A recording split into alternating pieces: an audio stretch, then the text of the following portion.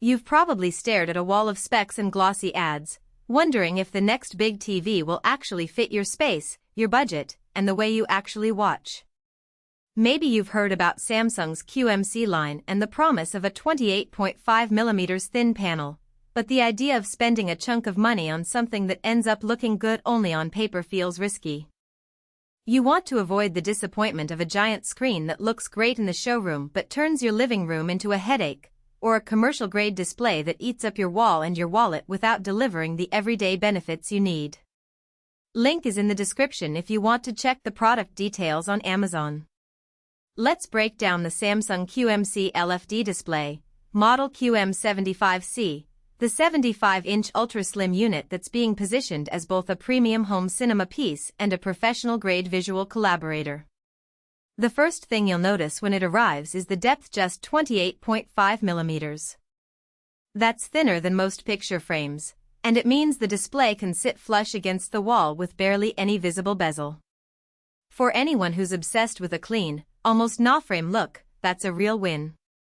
It also reduces the visual intrusion in a conference room, where a thick bezel can feel like a barrier between people and the content they're sharing. Installation is where the promise of slimness meets practicality. The unit ships with a VESA-compatible mount, but because of the minimal depth you'll need a wall that can bear the weight without a traditional bracket that sticks out. In my own setup I used a recessed mounting plate that lets the screen sit almost inside the wall cavity. It's a small extra cost, but it preserves the sleek aesthetic. If you're renting or can't do a recessed mount, the standard bracket will still work, though you'll see the screen slightly protrude, still far less than a typical 30-inch deep TV. The real-world takeaway? The thinner the panel, the more you have to plan the wall mounting ahead of time, but it's doable with a few inexpensive accessories. Now, let's talk about picture quality in everyday use. Samsung touts dynamic crystal color with over 1 billion shades, and the quantum processor Lite 4K does a respectable job of upscaling regular HD and even older 1080p content. I tried streaming a 4K nature documentary, a fast-paced sports game, and a classic 1990s sitcom. The documentary showed vibrant foliage and subtle sky gradients that felt almost three-dimensional, which is exactly what the brand promises.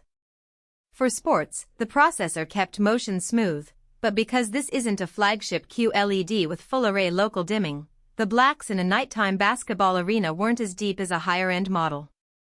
In the sitcom, the colors were slightly oversaturated, a common quirk in bright rooms, but the built-in smart calibration helped dial it back after a few minutes of viewing. If you're the type who watches movies in a darkened room, the contrast level is decent enough to enjoy most films, but you'll notice that bright highlights can bleed a little into darker zones. That's the trade-off for the ultra-slim design. There's less room for a thick backlight array, so peak brightness and deep blacks aren't at the very top of the class.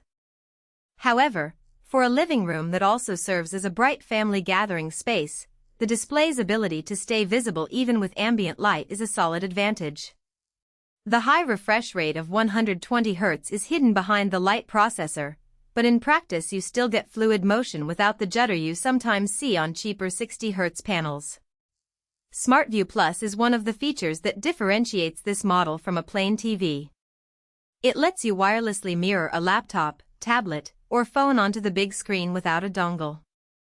In a home office scenario, I was able to pull up a PowerPoint deck from my phone, annotate it with a stylus, and have the changes appear instantly on the 75-inch canvas. For a small business that needs occasional presentations but doesn't want a full-blown conference system, that convenience can replace a projector and a separate screen for under half the price. The downside?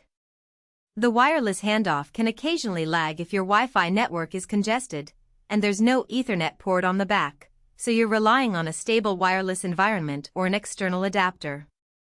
Who should consider this display? If you're a design-focused homeowner who wants a massive screen that looks like a piece of art on the wall, and you're okay with a slight compromise on deep black performance, this is a strong candidate.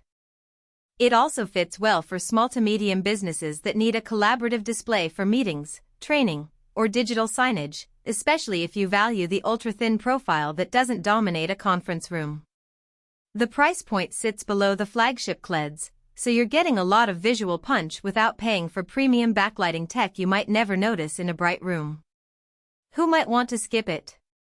If you're a hardcore home theater enthusiast who demands cinema-grade contrast and the deepest possible blacks, you'll probably be better off with